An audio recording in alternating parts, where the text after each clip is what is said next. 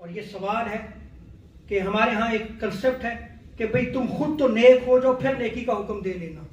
یہ ہے نا کنسپٹ. بھئی تم کون ہو, تم ہمیں سمجھا رہے ہو, تم پہلے اپنی تو اصلاح کر لو. بس اتنا سوال قائم کر کے جواب آقا علیہ السلام کی حدیث مبارکہ ہے.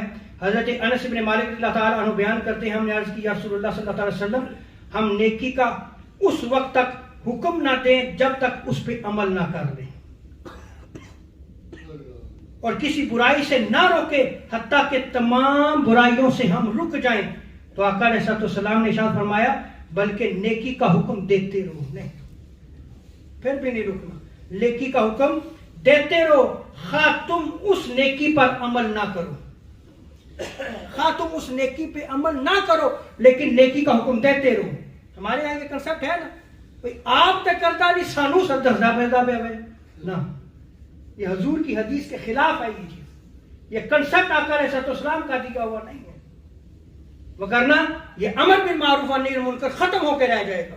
کون شخص کامل ہے؟ ہر شخص میں غلطیاں ہیں, کوتاہیاں ہیں.